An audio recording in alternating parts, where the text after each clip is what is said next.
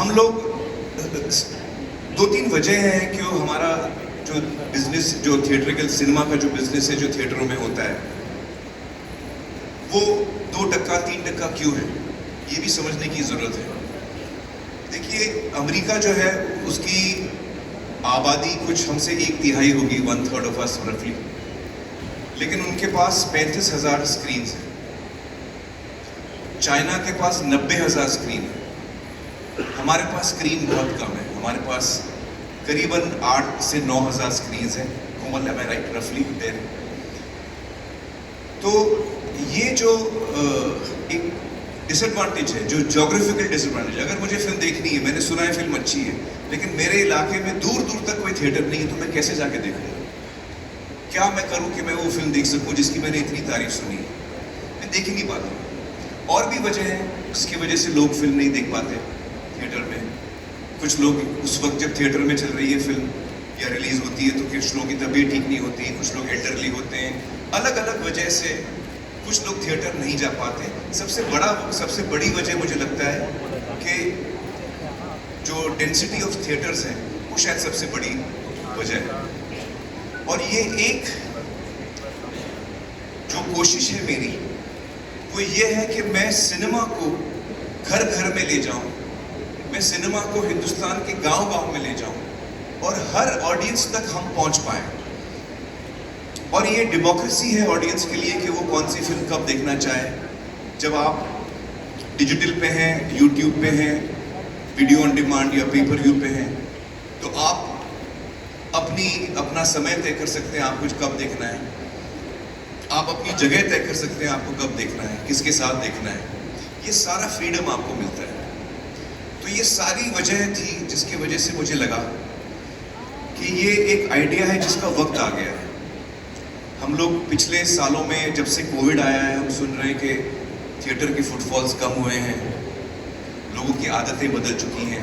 और ये सिर्फ हिंदुस्तान में नहीं है, ये दुनिया भर में हम ये ट्रेंड देख रहे हैं कि फुटफॉल्स थिएटरों में कम होते जा रहे हैं। आई सपोज कि इंटरनेट, डिजिटल, सेल फोन आने के बाद, स्मार्टफोन आने के बाद हमारी जिंदगियां बदल चुकी हैं, हम एज ह्यूमन बींग्स बदल चुके हैं।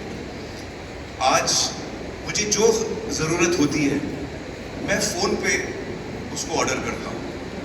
अगर मुझे कुछ खाना ख़रीदना है तो मैं फ़ोन पे ऑर्डर कर सकता हूँ। कपड़े ख़रीदने हैं, जूते ख़रीदने हैं, दवाइयाँ ख़रीदनी है, ब्लड टेस्ट कराना है, आपको फ़्लाइट लेनी है, आपको होटल बुक करना, जो चीज़ आप करना चाहें आज आप सेल फोन पे करते हैं। तो आज के ज़माने में अगर आप डिजिटल प्लेटफॉर्म पे नहीं हैं तो आप बहुत सारे लोगों के लिए इररिलेवेंट हो जाते हैं, वो आप तक पहुंच ही नहीं पाते। और हर इंडस्ट्री ने इसको अपनाया है।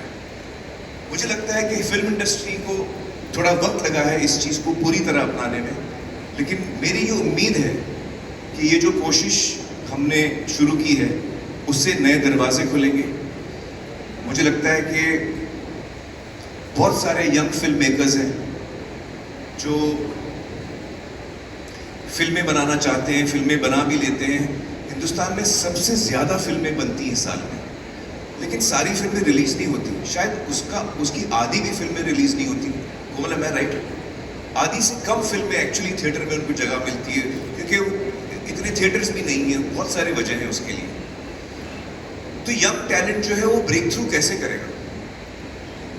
थिएटर में मुझे जगह मिलती नहीं, और कोई प्लेटफॉर्म, मुझे कोई पैसे देने वाला नहीं है मेरा कंटेंट खरीदने के लिए, तो मैं जाऊं तो कहाँ जाऊं? न्यू टैलेंट कैसे ब्रेक थ्रू करेगा? ये एक मौका मिलता है न्यू टैलेंट का कि जब आपने अच्छा कंटेंट बनाया और वो लोगों को पसंद आया, तो वो दौड़ेगा, वो एक से दूसरा आदमी बात करेगा, जिसको हम वर्ड ऑफ माउथ बोलते हैं। तो ये एक नई अपॉर्चुनिटी है यंग टैलेंट के लिए। मुझे लगता है कि ये एक अपॉर्चुनिटी है, जो टैलेंट ऑलरेडी मौजूद है। अक्सर हमको कभी कभी लगता है कि यार हमको जो कहना है हम कह नहीं पाए, मार्केट फोर्सेस हैं, कभी कभी और भी वजह हैं जिसकी वजह से हम जो कहना चाहते हैं हम वो पूरी तरह कह नहीं पाते। हमको अक्सर और लोग बताते हैं कि भाई आप ये कंटेंट बनाओ, ऐसा बनाओ, आप फलाना।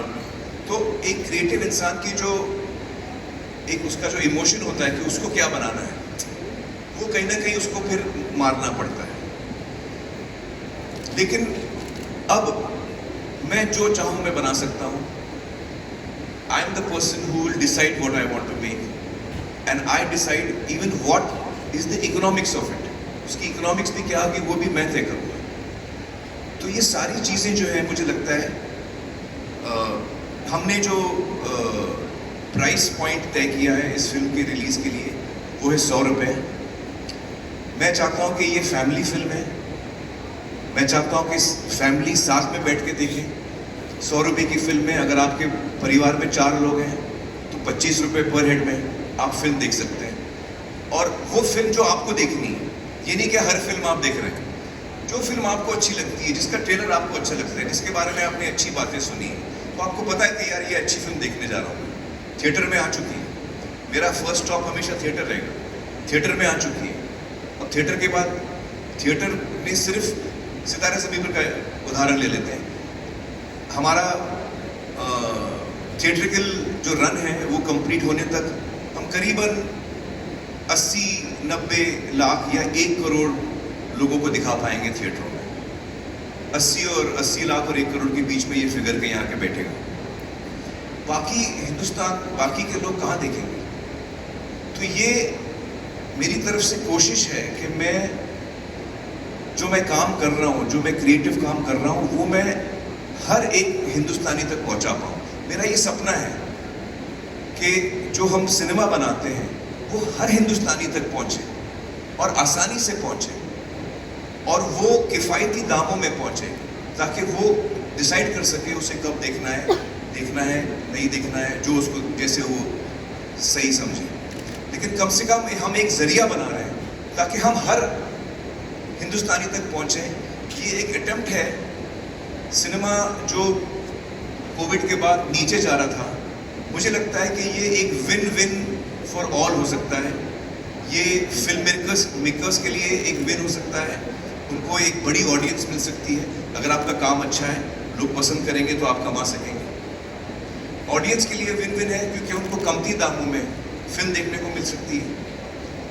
आप सोचिए कि एक परिवार में अगर 4 लोग हैं, वो फिल्म देख रहे हैं, 100 रुपये में देख रहे हैं, तो 25 रुपये पर हेड होता है। आप अपने नेबर्स को भी बुला लीजिए। मैं जब छोटा था हम लोग नेबर्स के साथ में देखते थे छाया गीत। आप 8 लोग कर लीजिए तो और कम हो जाएगा। आप पूरे गांव को दिखा लीजिए, 100 लोगों को दिखाइए 100 रुपये में, तो 1 रुपये पर हेड पड़ता है। तो ये आपके ऊपर है, आप इसका किस तरह इस्तेमाल करें। लेकिन हमारी कोशिश ये है कि हम हर हिंदुस्तान के कोने कोने तक पहुंचने की कोशिश करें और हर आदमी इसका लाभ उठा पाए। तो ये एक बहुत ही बड़ा कदम है।